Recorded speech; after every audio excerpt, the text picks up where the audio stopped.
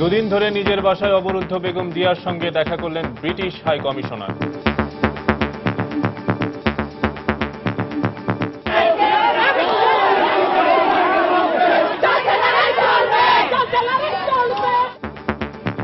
আঠারো দলের গণতন্ত্রের অভিযাত্রা কর্মসূচির দ্বিতীয় দিনেও সুপ্রিম কোর্ট এলাকায় দফায় দফায় সংঘর্ষ।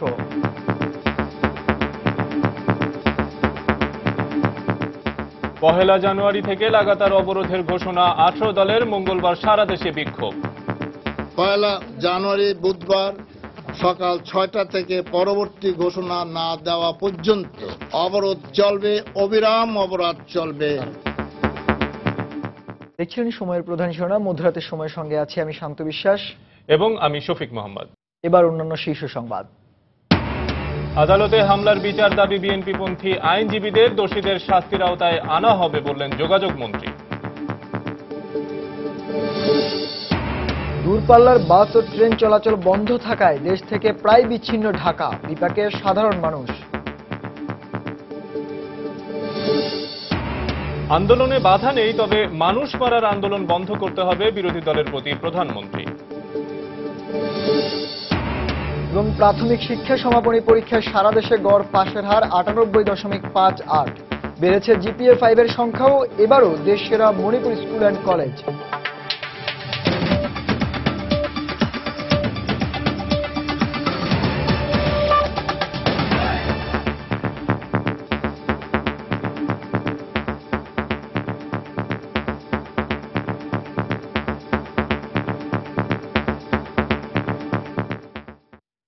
আগামী পহেলা জানুয়ারি থেকে লাগাতার অবরোধের ডাক দিয়েছে 18 দলীয় জোট। বিএনপি চেয়ারপারসন বেগম খালেদা জিয়ার উপদেষ্টা খন্দকার মাহবুব হোসেন এই কর্মসূচি ঘোষণা করেন। সোমবার রাতে বারিধারায় এক সংবাদ সম্মেলনে আগামীকাল দেশব্যাপী বিক্ষোভ কর্মসূচির কথাও জানান তিনি। মার্চ ফর ডেমোক্রেসি, সারা বাংলাদেশ থেকে যে গণজাগরণ উঠেছিল, গণমানুষের যে ঢল ঢাকায় আসার জন্য নেমেছিল, তাতে বাধা দেওয়ার কারণে আমরা 31শে ডিসেম্বর বিক্ষোভ সমাবেশ করছি। আর একতরফা নির্বাচন বাতিল করে নির্দলীয় নিরপেক্ষ সরকারের অধীনে নির্বাচন দেওয়ার জন্য পয়লা জানুয়ারি বুধবার সকাল 6টা থেকে পরবর্তী ঘোষণা না দেওয়া পর্যন্ত সারা বাংলাদেশে অবরোধ চলবে, অবিরাম অবরোধ চলবে এবং শান্তিপূর্ণ অবরোধ চলবার ঘোষণা বিএনপির তরফ থেকে, 18 দলের তরফ থেকে আমরা ঘোষণা দিচ্ছি। এদিকে দুদিন ধরে নিজের বাসায় অবরুদ্ধ বিরোধী দলীয় নেতা বেগম খালেদা জিয়ার সঙ্গে দেখা করেছেন British high commissioner Robert Winnington Gibson. সোমবার বিকেল 5:30টার দিকে বেগম জিয়ার গুলশান বাসভবনে যান ব্রিটিশ হাই কমিশনার। পরে বিএনপির ভাইস চেয়ারম্যান শমসের মোমিন চৌধুরী, চেয়ারপারসনের উপদেষ্টা সাবিহউদ্দিন আহমদ ও রিয়াজ রহমানও সেখানে বৈঠকে যোগ দেন। প্রায় 1 ঘণ্টা বৈঠকের পর সন্ধ্যা 6:30টার দিকে বেগম জিয়ার বাসভবন থেকে বের হয়ে যান British high commissioner Robert Gibson.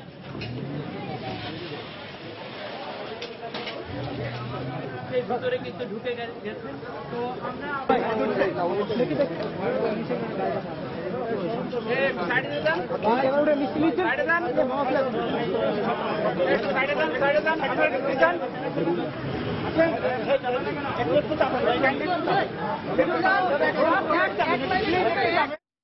এদিকে দলের চেয়ারপারসনের সঙ্গে বৈঠক শেষে দলের ভাইস চেয়ারম্যান শমসের মোবিন চৌধুরী বের হয়ে আসলে তাকে আটক করেছে পুলিশ। সোমবার বিকেলে কড়া নিরাপত্তার মধ্যে বিএনপি চেয়ারপারসন বেগম খালেদা জিয়ার বাসভবনে দেখা করতে যান শমসের মোবিন। রাতে সাক্ষাৎ শেষে বের হওয়ার পর খালেদা জিয়ার বাসভবনের সামনে থেকেই তাকে আটক করা হয়।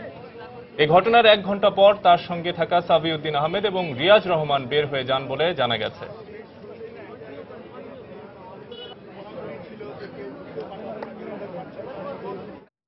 এর আগে সোমবার সকাল থেকে বেগম জিয়ার বাসভবনের চারপাশে আরও জোরদার করা হয় নিরাপত্তা বেষ্টনী। পুলিশ জানায় যে কোনো ধরনের নাশকতা এড়াতেই তাদের এই ব্যবস্থা। বেগম জিয়ার সঙ্গে দেখা করতে গেলে সকালে দলের ভাইস চেয়ারম্যান সেলিমা রহমান ছাড়াও সংরক্ষিত আসনের 2 মহিলা সংসদ সদস্যকে আটক করা হয়। অবশ্য ঘণ্টা 2 পর তাদের মুক্তি দেয় পুলিশ। এদিকে দুপুরের দিকে বিরোধী দলীয় নেতার বাসভবনের উল্টো দিকের রাস্তায় পুলিশের জলকামান এবং গলির মুখে দিনভর ব্যারিকেড দেখা গেছে। প্রায় 8 প্লাটুন পুলিশ সদস্য ছাড়াও দুপুরের পর সেখানে র্যাবের উপস্থিতি দেখা গেছে।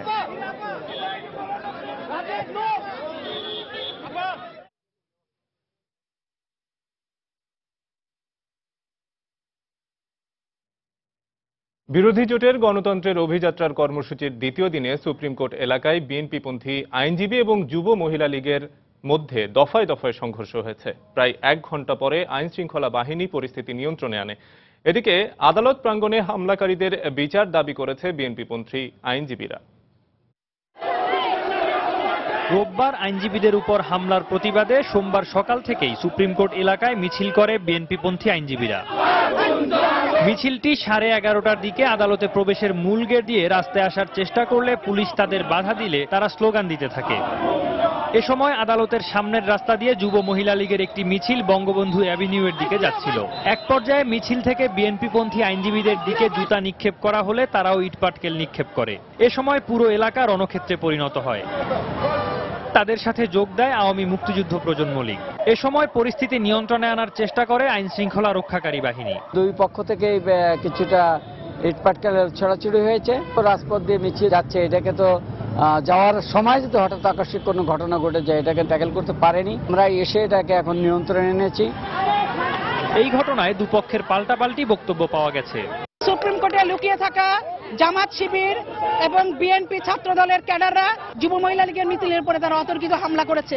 চিফ জাস্টিসের কাছে আমরা আহ্বান জানাচ্ছি যেন উনি তড়িৎ ব্যবস্থা নেন, বহিরাগত সন্ত্রাসীরা যেন এখানে কোনো মতেই সুপ্রিম কোর্টের ভাবমূর্তি এবং দেশের ভাবমূর্তি নষ্ট করার থেকে যেন আমাদেরকে রক্ষা করতে পারেন। সোমবার বিকেলে বিএনপি চেয়ারপারসনের এই উপদেষ্টা প্রধান বিচারপতির কাছে রোববারের ঘটনার সুষ্ঠু তদন্ত দাবি করে 5 জানুয়ারি নির্বাচনের তফসিল বাতিলের দাবি করেন। এখনো সময় আছে, আসুন সংসদ বাতিল করে দিয়ে পরবর্তী নির্বাচন করুন সমঝোতার ভিত্তিতে, এবং সংসদকে ডেকে, যেহেতু সংসদ এখনো বহাল আছে, সংসদকে ডেকে একটি নির্দলীয় নিরপেক্ষ নির্বাচন পদ্ধতি সমঝোতার ভিত্তিতে কায়েম করুন।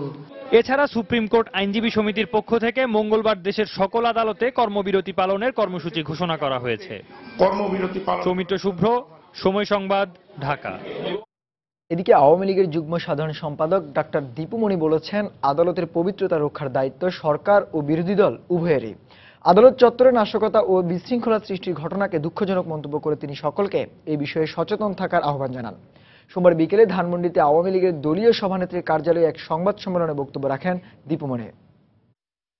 গতকাল দেখেছি যে আইনজীবীদের বেশ ধারণ করে তাদের দলীয় ক্যাডাররা সেখানে কিভাবে নানানভাবে কর্মসূচি পালন করার নামে সেখানে বিশৃঙ্খলা সৃষ্টি করেছেন, এবং তারই প্রতিবাদে সেখানে যে ঘটনা ঘটেছে অবশ্যই সেটি দুর্ভাগ্যজনক। এবং আমরা অবশ্যই মনে করি যে বিচারালয়কে ঘিরে এ ধরনের কোনো ঘটনা কখনোই ঘটা উচিত নয়। তাদের সহিংস কর্মসূচিতে যেন কোনো জানমালের ক্ষতি না হয় সেই লক্ষ্যেই সরকার যে ব্যবস্থা গ্রহণ করেছে, তার ফলেই আমরা দেখেছি যে কোনো ধরনের দেশের কোথাও কোনো ধরনের কোনো বড় সহিংসতা ঘটেনি, কোনো বড় আকারে কোনো জানমালের কোনো ক্ষতি হয়নি। অন্যদিকে দলীয় ব্যানারে যারা সুপ্রিম কোর্ট প্রাঙ্গণে বিশৃঙ্খলা সৃষ্টির চেষ্টা করেছে তাদেরকে শনাক্ত করে ব্যবস্থা নেওয়া হবে বলে জানিয়েছেন যোগাযোগ মন্ত্রী ওবায়দুল কাদের। সোমবার সকালে সচিবালয়ে তিনি সাংবাদিকদের সঙ্গে কথা বলেন। এ সময় আওয়ামী লীগ আর লাঠি মিছিল করবে না বলে উল্লেখ করেন তিনি। গতকাল আদালত অঙ্গনে বাড়াবাড়ি করেছে আমাদের দলীয় পরিচয়, দলের পক্ষে সেটা খতিয়ে দেখা হচ্ছে। যারাই দোষী সাব্যস্ত হবে তাদের বিরুদ্ধে শৃঙ্খলা ভঙ্গের অভিযোগে ব্যবস্থা নেওয়া হবে। আমরা আবারও আপনাদের মাধ্যমে সংশ্লিষ্ট সবাইকে জানিয়ে দিচ্ছি, লাঠি নিয়ে আর কোনো মিছিল হবে না, নৌকা নিয়ে মিছিল হবে। এ সময় ঢাকা ও এর আশেপাশে বিআরটিসির 250 বাস চলাচল শুরু করেছে বলে জানান মন্ত্রী। মধ্যরাতের সময় আরো থাকছে নববর্ষ উদযাপনকে সামনে রেখে কড়া নিরাপত্তা ঘোষণা ডিএমপির 31st নাইটে খোলা জায়গায় জমায়েতের উপর নিষেধাজ্ঞা।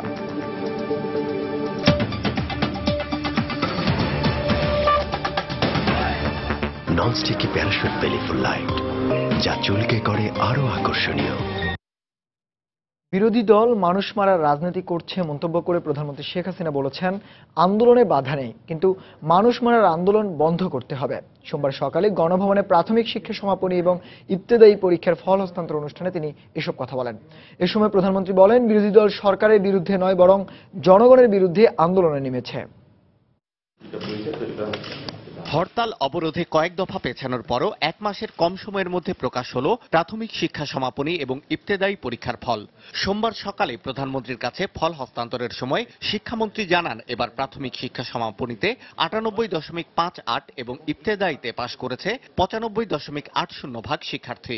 পাশের শতকরা হার হচ্ছে 98.58। প্রতিকূল পরিস্থিতির মধ্যেও এমন ফল অর্জনকে প্রধানমন্ত্রী তুলনা করলেন অসাধ্য সাধনের সঙ্গে।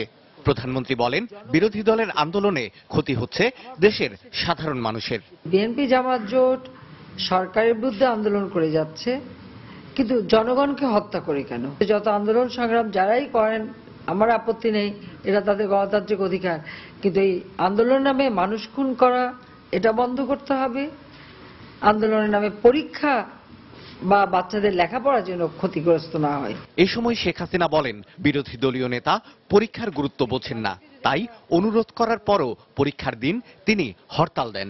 আমি নিজে ওনাকে বললাম যে অন্তত এই সময়টা একটু ছেড়ে দেন, অন্তত পরীক্ষার কয়টা দিন বাচ্চারা একটু পরীক্ষা দিক। আর 20 নভেম্বর ছিল এই প্রাথমিক সমাপনী পরীক্ষা। যখন আমি ওনাকে অনুরোধ করলাম যে আপনি এই সময়টা অন্তত হরতালটা দিয়েন না, আমি উত্তর পেলাম হরতাল করবই। নিজেরা মাঠে না থেকে ভাড়াটে লোক দিয়ে বিএনপি জামাত মানুষ হত্যা করছে বলেও মন্তব্য করেন প্রধানমন্ত্রী। আমাদের বিরোধী দলকে বিশেষভাবে অনুরোধ জানাই। শাহ আলী জয়, সময় সংবাদ, ঢাকা। এবছর প্রাথমিক শিক্ষা সমাপনী পরীক্ষা পাশের হার ছাড়াও বেড়েছে জিপিএ 5 এর সংখ্যা। এবার সারা দেশে গড় পাশের হার 98.58%। গত বছরের চেয়ে পাশের হার এবং জিপিএ 5 প্রাপ্তদের সংখ্যাও বেড়েছে। সচিবালয়ে এক ব্রিফিংয়ে শিক্ষামন্ত্রী জানান, 1 সপ্তাহের মধ্যে বরগুনার আমতলী উপজেলার পরীক্ষার ফলাফলও প্রকাশ করা হবে। তবে রাজনৈতিক সহিংসতার মধ্যে শিক্ষার্থীদের পরীক্ষায় বিরূপ প্রভাব পড়েছে বলে উল্লেখ করেন তিনি। যারা এইসব কর্মসূচি দিয়ে জ্বালাও পোড়াও করে মানুষ হত্যা করে, এমনকি আমাদের 5ম শ্রেণীর একজন পরীক্ষার্থী মনির নাম রাস্তায় বেরিয়েছিল, এইবারই পরীক্ষা দিত, আজকে তার রেজাল্ট আমরা আপনাদের সামনে তুলে ধরতাম। তাকে পুড়িয়ে মারা হয়েছে মানুষের সামনে প্রকাশ্যে। একজন মেয়ে, তার বাবা সাধারণ কামলা মানুষ, তিনি মরে যাওয়ার পরে সে আর পরীক্ষা দিতে রাজি হয়নি, তাকে আমরা বহু চেষ্টা করে রাজি করতে পারিনি। ভবিষ্যতে আমাদের এই প্রজন্মগুলোকে কোনো না কোনোভাবে খেসারত দিতে হবে। এদিকে এবারও সবচেয়ে ভালো ফল করেছে রাজধানী মণিপুর স্কুল অ্যান্ড কলেজ। পরপর 3 বারের এই সাফল্য স্কুলটির শিক্ষক ও শিক্ষার্থীরা দারুণ উচ্ছ্বসিত। তবে রাজনৈতিক পরিস্থিতির কারণে রাজধানীর শিক্ষার্থীরা ইন্টারনেটেই ফল জেনে নেয়, তাই বরাবরের মতো ভিড় ছিল না স্কুলগুলোতে। জীবনের প্রথম পাবলিক পরীক্ষা পিএসসি, তাতেই এমন সাফল্য। এই শিশুদের আনন্দ উচ্ছ্বাস তাই এমন বাদ ছাড়া। সারা দেশে প্রথম হয়েছে মণিপুর স্কুল অ্যান্ড কলেজ। এ নিয়ে পরপর 3 বার পিএসসিতে দেশ সেরা হয়েছে এই স্কুলটি। জিপিএ 5 পেয়েছে, আমি অনেক খুশি। আমার বাবা মার অনেক কষ্ট হয়েছে, অনেক অবরোধ এবং হরতালের মধ্যে পরীক্ষা দিয়েছি, তবু আমরা ভালো রেজাল্ট করেছি। আমাদের প্যারেন্টস টিচার্স অনেক কষ্ট করেছে। তো best of luck Manipur school. 3 বার আমাদের স্কুল ফার্স্ট হয়েছে, আমরা খুবই হ্যাপি। আমি এবার জিপিএ 5 পেয়েছি এবং আমি সারা জীবন জিপিএ 5 পেতে চাই। সাফল্যের পেছনে সবার সমন্বিত চেষ্টার কথাই বললেন মণিপুর স্কুলের অধ্যক্ষ। যতই রাজনৈতিক কর্মসূচি ছিল, আমার স্পেশাল ক্লাস প্রোগ্রামটিতে অভিভাবকদের ইচ্ছা মাফিক তারা বাচ্চাদেরকে নিয়ে আসতেন, এটি আমাদের একটি বড় সাফল্য। রাজনৈতিক পরিস্থিতির কারণে স্কুলে আসেননি বেশিরভাগ শিক্ষার্থী অভিভাবক, তবে ইন্টারনেটের মাধ্যমে ফল জানার সুযোগ থাকায় কোনো অসুবিধায় পড়েননি তারা। এখানে না এসেও অনেক অভিভাবক শিক্ষার্থী আমাকে রেজাল্ট জানাচ্ছে, তবে তারা স্কুলে আসলে আমাদের আনন্দের মাত্রাটি অনেক গুণ ছাড়িয়ে যেত, সীমাহীন আনন্দের অংশীদার হতে পারতাম। বারবার পরীক্ষা পেছানো, রাস্তায় অনিরাপত্তা আর আশঙ্কা সত্ত্বেও খুদে সন্তানদের সাফল্যে ভীষণ আনন্দিত অভিভাবকরা। পারমিতাহীন, সময় সংবাদ, ঢাকা। এদিকে জুনিয়র স্কুল সার্টিফিকেট পরীক্ষার মতো এবছর প্রাথমিক শিক্ষা সমাপনী পরীক্ষার ফলাফলেও বরিশাল বিভাগে পাশের হার সবচেয়ে বেশি, আর লালমনিরহাট এবং যশোরে পাশের হার শতভাগ। তবে সিলেট এবং রাজশাহী বিভাগীয় প্রাথমিক শিক্ষা অফিস থেকে পিএসসি পরীক্ষার কোনো ফলাফল পাওয়া যায়নি। জেলা প্রতিনিধি এবং প্রতিবেদকদের পাঠানো তথ্য ও ছবি নিয়ে রিপোর্ট।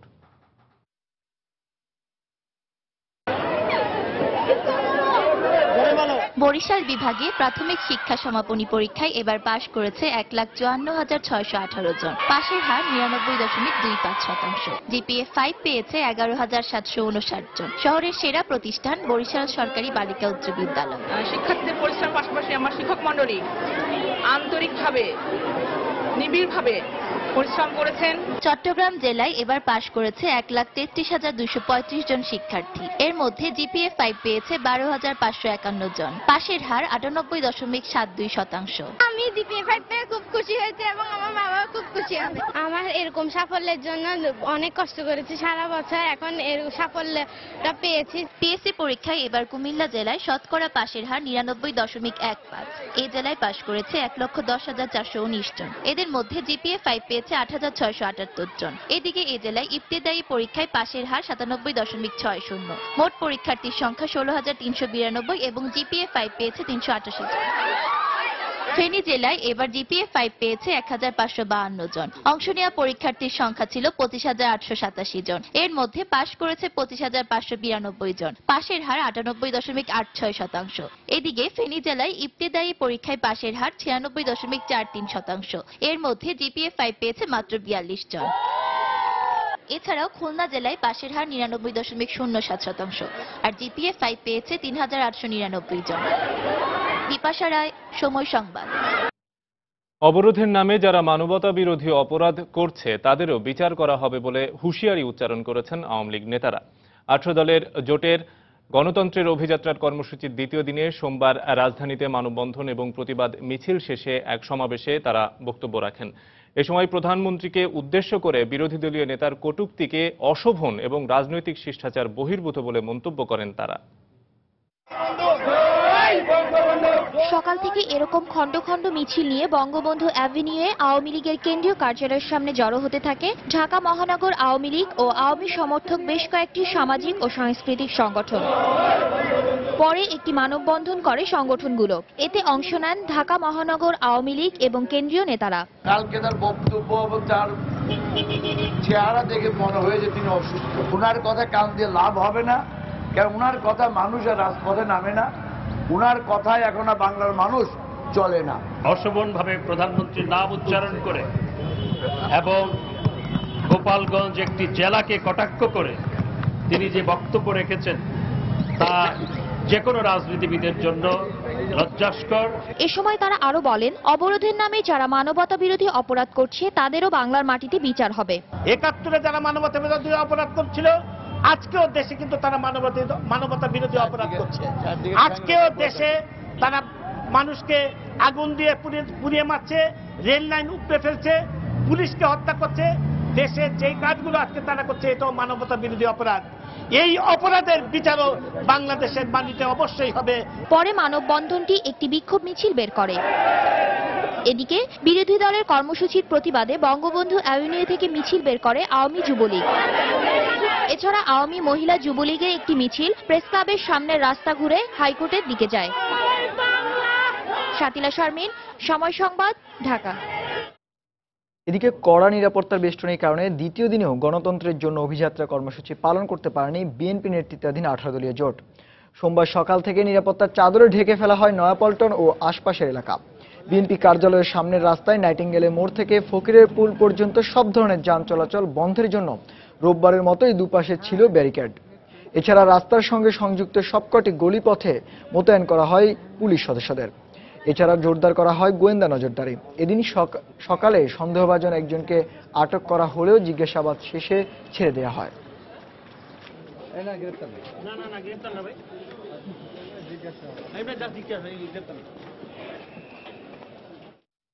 ভিন্ন ভিন্ন দাবিতে জাতীয় প্রেস ক্লাব চত্বরে একই সময়ে আলাদা সমাবেশ করেছে ঢাকা সাংবাদিক ইউনিয়ন এবং ফেডারেল সাংবাদিক ইউনিয়নের দুটি অংশ।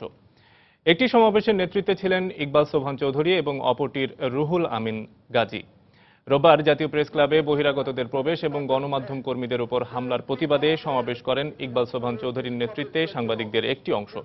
এ সময় প্রেস ক্লাবকে রাজনৈতিক কাজে ব্যবহারের সমালোচনা করেন তারা। অন্যদিকে রুহুল আমিন গাজীর নেতৃত্বে সাংবাদিকদের আরেকটি অংশ বন্ধ গণমাধ্যম খুলে দেওয়ার দাবিতে সমাবেশ করেন।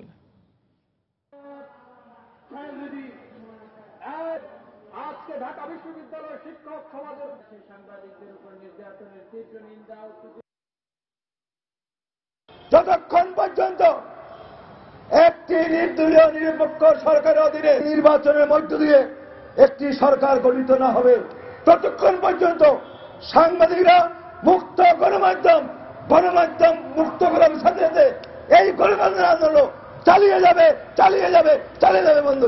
আগামীকাল 11টায় আবার আমাদের সমাবেশ এখানে হবে। সকালে এই জাতীয় প্রেস ক্লাবে এখন থেকে প্রতিদিন জাতীয় প্রেস ক্লাবের এই মঞ্চে জাতীয় পতাকা উত্তোলিত থাকতে হবে। আর যদি ম্যানেজিং কমিটি সেটি না করতে পারেন, আগামী পরশুদিন আমরা এখানে সমবেত হব। আমরা সকলে মিলে সেদিন জাতীয় পতাকা আমাদের এই প্রেস ক্লাবে আমরা জড়াব। বাংলা মোটরে বাসে পেট্রোল বোমা মেরে পুলিশ হত্যা মামলায় বিএনপির ভাইস চেয়ারম্যান অবসরপ্রাপ্ত মেজর হাফিজ উদ্দিন আহমেদকে 2 দিনের রিমান্ড দিয়েছে পুলিশ। রোববার সকালে মুখ্য মহানগর হাকিম আদালতের ম্যাজিস্ট্রেট হারুনুর রশিদের রিমান্ড মঞ্জুর করেন। এর আগে আদালতে হাজির করে পুলিশ 7 দিনের রিমান্ডের আবেদন করে। গতকাল সন্ধ্যায় প্রেস ক্লাবের সামনে থেকে বিএনপির এই নেতাকে আটক করার পর এ মামলায় গ্রেফতার দেখানো হয়।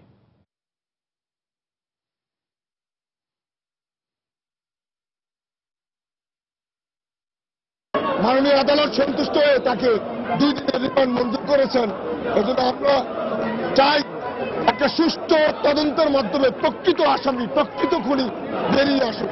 এই মামলায় ইতিমধ্যে কাউকে রিমান্ড দেওয়া হয় নাই। যিনি দিল্লি থেকে মুক্তিযুদ্ধ করেছে, সেই মুক্তিযুদ্ধকে আজকে 2 দিনের রিমান্ড দিয়ে মুক্তিযোদ্ধাদের প্রতি অপমান করা হয়েছে বলে আমরা মনে করি। আমরা ন্যায় বিচার পাই নাই। জজ কোর্ট এবং হাইকোর্ট বন্ধ থাকার কারণে এই আদেশের বিরুদ্ধে আমরা উচ্চ আদালতেও যেতে পারছি।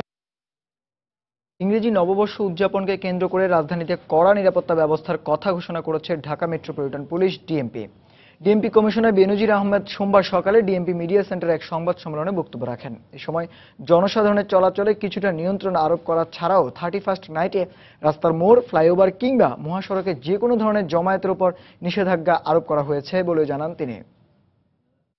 নগরবাসী যাতে করে উৎসবমুখর পরিবেশে একটা সিকিউর এনভায়রনমেন্টে 31st উদযাপন করতে পারেন, সেটাই আমাদের মূল লক্ষ্য। এবং এটা কিন্তু নিরাপত্তাকে আমরা যেন অন্যভাবে না দেখি, এটাকে যেন আমরা একটা বিরক্তিকর বিষয় হিসেবে না নিই। কারণ সিকিউরিটির মোদ্দা কথা হচ্ছে কোঅপারেশন। যাদেরকে আমরা সিকিউর করব, নিরাপত্তা দিব, তাদের কোঅপারেশন না পাওয়া গেলে আসলে ফুল প্রুফ সিকিউরিটি দেওয়া দূর হয়ে পড়ে। আরেকবার জানিয়ে দিচ্ছি এখন পর্যন্ত শীর্ষ সংবাদগুলো। 1 জানুয়ারি থেকে লাগাতার অবরোধের ডাক 18 দলের। মঙ্গলবার সারা দেশে বিক্ষোভ। বিরোধী জোটের গণতন্ত্রের অভিযাত্রার দ্বিতীয় দিনেও সুপ্রিম কোর্ট এলাকায় দফায় দফায় সংঘর্ষ। আদালতে হামলার বিচার দাবি বিএনপি পন্থী আইনজীবীদের। দোষীদের শাস্তির আওতায় আনা হবে বললেন যোগাযোগ মন্ত্রী। 2 দিন ধরে অবরুদ্ধ বেগম জিয়ার সঙ্গে দেখা করলেন ব্রিটিশ হাই কমিশনার। গুলশানে বাসভবনের সামনে নিরাপত্তা বেষ্টনী আরো জোরদার। আন্দোলনে বাধা নেই, তবে মানুষ মারার আন্দোলন বন্ধ করতে হবে, বিরোধী দলের প্রতি প্রধানমন্ত্রী। এবং প্রাথমিক শিক্ষার সমাপনী পরীক্ষায় বেড়েছে পাশের হার এবং জিপিএ 5 এর সংখ্যা। তৃতীয়বারের মতো দেশ সেরা মণিপুর স্কুল অ্যান্ড কলেজ।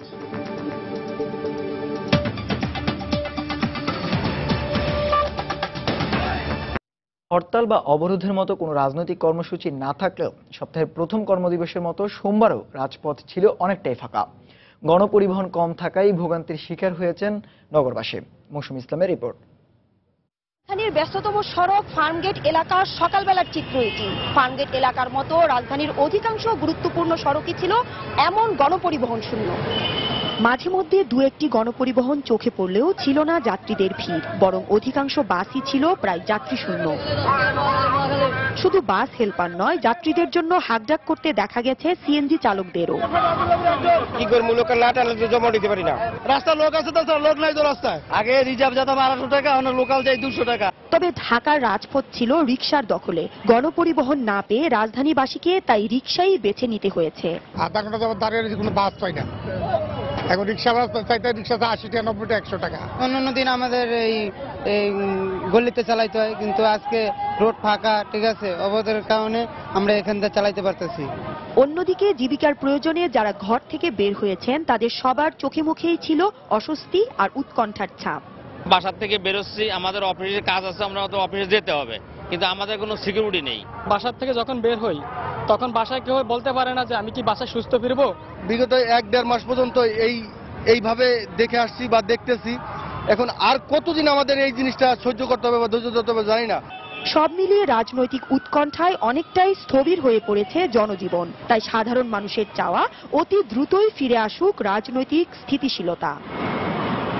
মৌসুম ইসলাম, সময় সংবাদ, ঢাকা। এদিকে দেশের বিভিন্ন স্থানে সোমবারও বন্ধ রয়েছে দূরপাল্লার বাস চলাচল, ছেড়ে যাচ্ছে না ট্রেনও। মাওয়া কাউরাকান্দি নৌ রুটে স্পিডবোট চলাচল বন্ধ, এতে দুর্ভোগ পোহাতে হচ্ছে সাধারণ মানুষকে। গাড়ি চলাচল চলতেছে না, বন্ধ। মানুষ কিভাবে চলবে, কিভাবে ঢাকা বিদেশ যাবে, যাইতে পারতেছে না। অনেকে চাকরিজীবী পড়ে রয়েছে, চাকরি যাইবো যাইতে পারতেছে না, কেউ বিদেশ যাইবো যাইতে পারতেছে না। আমাদের অবস্থা বিপদ না, ব্যবসা বাণিজ্য কর্ম সব বন্ধ। এটা এখনো ঠিক বলা যাচ্ছে না। আমার মনে হয় যতদিন অবরোধ হরতাল এরকম থাকবে ততদিন এরকমটা হবেই। এখানে আজকে 4-5 দিন ধরে আটকে রয়েছে, কিন্তু কোনো গাড়ি চলতেছে না। প্যাসেঞ্জার তো আসতে আসে, গাড়ি ছাড়তে আসে না। এই গ্যাঞ্জামের লাগে যে মালিক মহাজন ভয় পাচ্ছে, এই গ্যাঞ্জামের কারণে মালিক মহাজন জিম্মি হয়ে গেছে। আমি আসছি সিরাজগঞ্জ থেকে, এখানে এক কাজে আসছিলাম, আসার পরে আর যাইতে পারছি না। আজ 2 দিন হলো স্টেশনে তো কইরা রয়েছি। যখনই ট্রেনের সময়সূচি গনিয়ে আসে তখন ওরা বলবে যে না, আমরা যাত্রা বিরতি করতেছি। আসছি সকালবেলা, গাড়ি পাইতেছি না, কাউন্টারে গেলাম টিকিট কাটবো। আজকে গাড়ি যে ছাড়বো নাই ডেকে ছাড়বো তাও কোনো নিশ্চয়তা নেই। ছুটিতে বাড়ি আসছি, কিন্তু এখন যাওয়ার কোনো পথ নাই। ধূমকেতুতে করলাম তো ওটাও যাইনি। আজকে সকাল থেকে বসে আছি, সিএনসিটি যাওয়ার কথা, ওটাও ছাড়াইনি।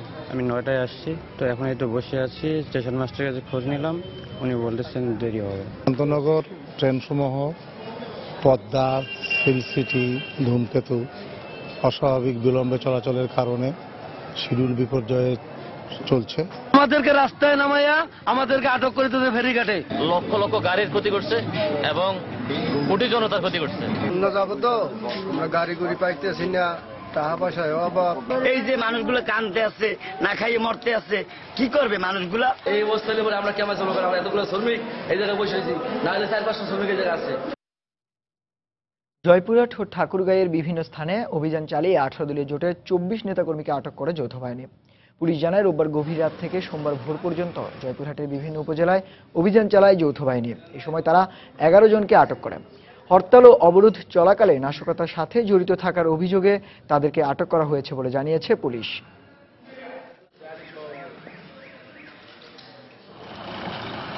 এদিকে ঠাকুরগাঁয়ে পুলিশের উপর হামলা, গাড়িতে অগ্নিসংযোগ ও সহিংসতার ঘটনায় পুলিশ বাদী হয়ে করা মামলায় 13 জনকে গ্রেফতার করা হয়।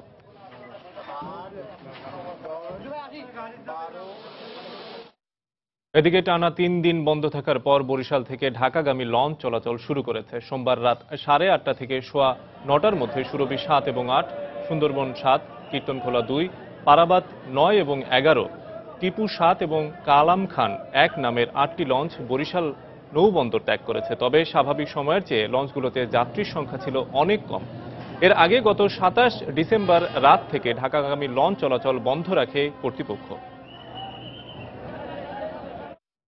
সাতক্ষীরায় যৌথ বাহিনীর সাথে জামায়াত শিবিরের সংঘর্ষে আনোয়ারুল ইসলাম নামে এক ইউপি চেয়ারম্যান নিহত হয়েছেন।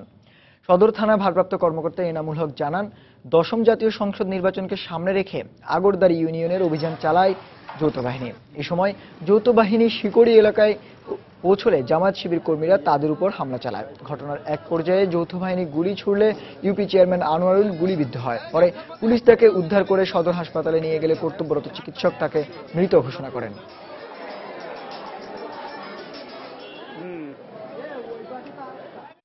অতর্কিতভাবে আমাদের প্রতি পরিবেশন করতে থাকে, তখন আমরাও নিজেদের আত্মরক্ষা জীবন সম্পদ রক্ষা করতে আমরা পরিবেশন করি। ব্যক্তিকে গুলিবিদ্ধ অবস্থায় পাইয়া তাড়াতাড়ি অ্যাম্বুলেন্সের সংবাদ দিই। ব্যক্তির নাম এখানে এসে আমি জানতে বললাম যে উনি ওই আগরদাড়ি ইউনিয়নের পলাতক চেয়ারম্যান, একাধিক মামলার আসামি আনোয়ার মিয়া। সড়কপথে ব্যাপক সহিংসতার কারণে পণ্য পরিবহন বিঘ্নিত হওয়ায় এবার রেলপথে গম এবং জ্বালানি তেলের পাশাপাশি চাল ও সার সরবরাহের উদ্যোগ নিয়েছে সরকার। বিশেষ করে অবরোধের কারণে উত্তরবঙ্গ সহ বিভিন্ন অঞ্চলে সার এবং গম পরিবহন সংকটে পড়ায় চাষাবাদ এবং সরকারি উন্নয়ন কার্যক্রম ব্যাহত হচ্ছিল। এ অবস্থায় রেলপথে পূর্বাঞ্চলের পাশাপাশি পশ্চিমাঞ্চলে দীর্ঘদিন পর খাদ্যশস্য এবং সার পরিবহন শুরু হয়েছে। সঞ্জয় মল্লিকের ক্যামেরায় বিস্তারিত জানাচ্ছেন হাজেরা শিউলি।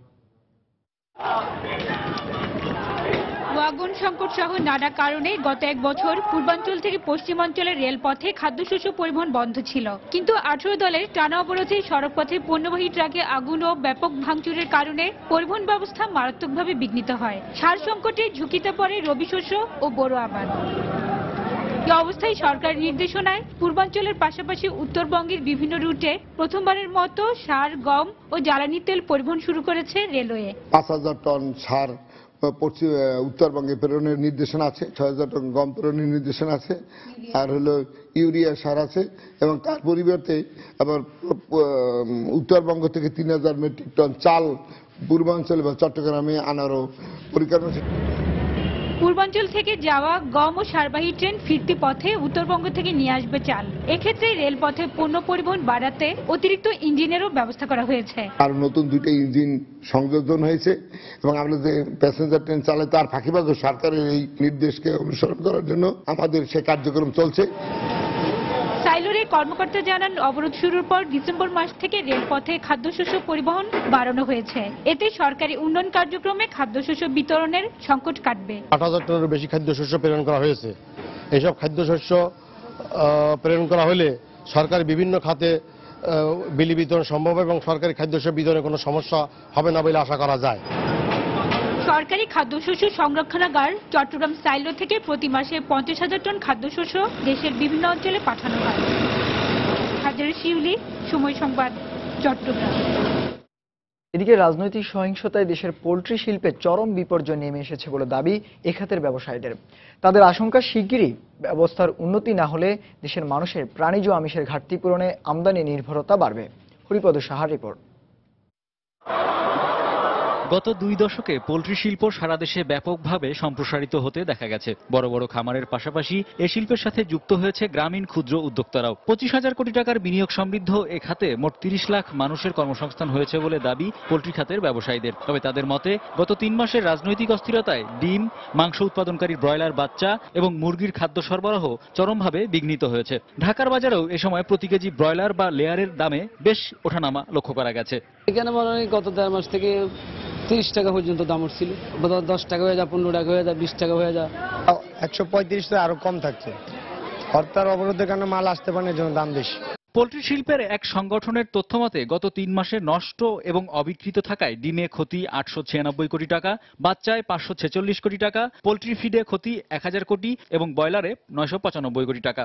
ব্যাংক ঋণের সুদ, যানবাহন পোড়ার মতো ক্ষতির কথা তুলে ধরে পোল্ট্রি খাতের উদ্যোক্তারা জানান, মোট ক্ষতির পরিমাণ 4000 কোটি টাকারও বেশি। এটা যদি হরতালের আওতামুক্ত কিংবা অবরোধের আওতামুক্ত না করা হয়, এটা অবিলম্বে এটা ধ্বংস হয়ে যাবে। তখন আমাদের পুষ্টির জন্য, ডিমের জন্য বাইরের দেশের উপর নির্ভর করতে হবে। খাদ্য তৈরি করে রাখছি, বিক্রি করতে পারতেছি না। বাচ্চার গাড়ি, আমার নিজের গাড়িও কয়েকটা পুরাই দিয়েছে। ব্যাংকের লোন আছে, এই ব্যাংক লোন রিটার্ন দেওয়ার মতো ক্যাপাবিলিটি আর পরে থাকবে না। যে পরিস্থিতি আছে, এটা যদি আরো কন্টিনিউ করে তাহলে সর্বস্ব হারাই আর সব চলে যেতে হবে। সম্প্রতি প্রেস ক্লাবের সামনে মানববন্ধন করে পোল্ট্রি শিল্পের ব্যবসায়ীরা তাদের ক্ষতি পুষিয়ে নিতে আর্থিক প্রণোদনা, ব্যাংক ঋণ পুনঃতফসিল সহ সুদ মওকুফ করার দাবি তুলে ধরেন। হরিপদ সাহা, সময় সংবাদ, ঢাকা। এদিকে গোপালগঞ্জ নিয়ে কটূক্তি করায় বেগম খালেদা জিয়াকে অবাঞ্ছিত ঘোষণা করেছে গোপালগঞ্জ জেলা সমিতি। সোমবার সকালে শাহবাগে বিক্ষোভ মিছিল শেষে এই ঘোষণা দেয় তারা। পরে গুলশানে বেগম খালেদা জিয়ার বাসভবন ঘেরাও করতে যায় তারা। তবে পুলিশের বাধার মুখে ফার্মগেট থেকেই ফিরে গেছে গোপালগঞ্জ সমিতির সদস্যরা। গতকাল বেগম খালেদা জিয়া তার বাসভবনের সামনে পুলিশের সঙ্গে উত্তপ্ত বাক্য বিনিময়ের সময় গোপালগঞ্জ জেলা সম্পর্কে কটূক্তি করেন।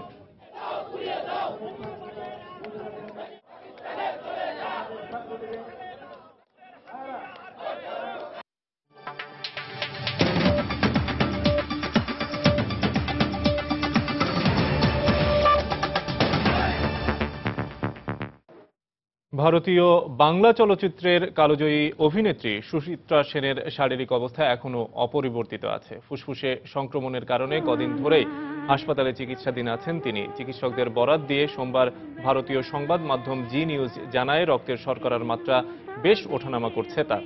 বয়সের কারণে এই সমস্যা আরও বেড়েছে, তবে হাল ছাড়ছে না মেডিকেল বোর্ড। সংক্রমণ নিয়ন্ত্রণে এলেই তাকে হাসপাতাল থেকে ছাড়পত্র দেওয়া হবে বলে জানিয়েছেন তারা।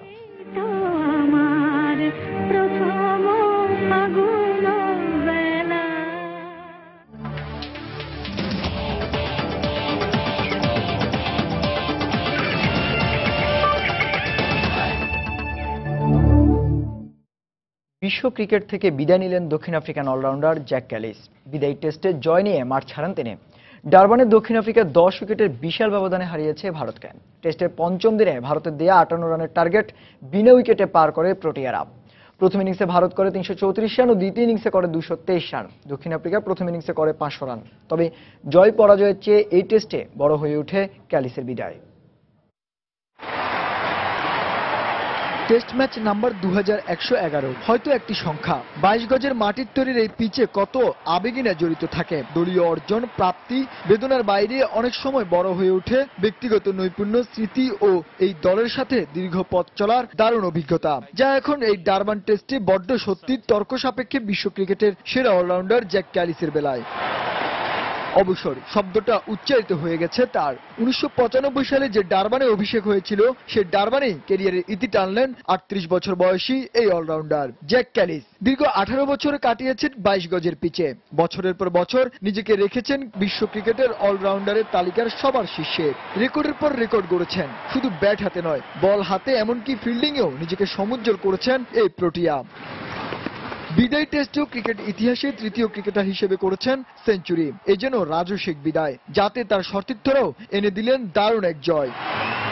166 টেস্টে 55 গড়ে 45 সেঞ্চুরি ও 58 ফিফটিতে 13,289 রান। 325 ওয়ানডেতে 17 সেঞ্চুরি ও 86 ফিফটিতে করেছেন 11,574 রান। এছাড়া টেস্টে 292 উইকেট ও ওয়ানডেতে 273 উইকেটের মালিক দক্ষিণ আফ্রিকার নির্ভরতার প্রতীক বনে যাওয়া ক্যালিস। এছাড়া রেকর্ড 200 ক্যাচও ধরেছেন এই প্রোটিয়া। ক্রিকেটীয় পটভূমিতে তার এই রচনা শুধু পরিসংখ্যানের পাতায় হিসেব করা যাবে না। ক্রিকেটে যে আবেগ, ধৈর্য ও নির্ভরতার প্রমাণ দিয়ে গেছেন জ্যাক ক্যালিস, তা আজীবন মনে রাখবে ক্রিকেট বিশ্ব। শুধু দক্ষিণ আফ্রিকান ক্রিকেট নয়, চিরফিট এই ক্রিকেটারকে মিস করবে পুরো ক্রিকেট বিশ্ব, কারণ তিনি যে পরিপূর্ণ ক্রিকেটার। বছর শেষে ক্যালিস বলে দিলেন গুড বাই, কিন্তু ব্যাট বলে ক্রিকেটে কখনোই বিদায় বলা হবে না অলরাউন্ডার ক্যালিসকে। শান্ত বিশ্বাস, সময় সংবাদ। মধ্যরাতের সময় এই পর্যায়ে শীর্ষ সংবাদগুলো জানিয়ে দিচ্ছি আরো একবার। 1 জানুয়ারি থেকে লাগাতার অবরোধের ডাক 18 দলের। মঙ্গলবার সারা দেশে বিক্ষোভ। বিরোধী জোটের গণতন্ত্রের অভিযাত্রার দ্বিতীয় দিনেও সুপ্রিম কোর্ট এলাকায় দফায় দফায় সংঘর্ষ।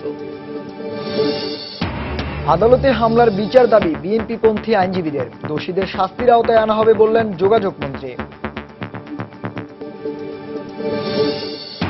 দুদিন ধরে অবরুদ্ধ বেগম জিয়ার সঙ্গে দেখা করলেন ব্রিটিশ হাই কমিশনার। গুলশানে বাসভবনের সামনে নিরাপত্তা বেষ্টনী আরো জোরদার। আন্দোলনে বাধা নেই, তবে মানুষ মারার আন্দোলন বন্ধ করতে হবে, বিরোধী দলের প্রতি প্রধানমন্ত্রী।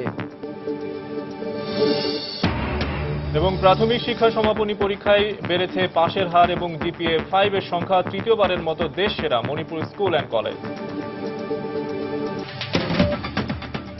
এই ছিল মধ্যরাতের সময়। যে কোনো খবর পেতে ভিজিট করুন সময় নিউজ.টিভি আর সঙ্গে থাকুন সময়।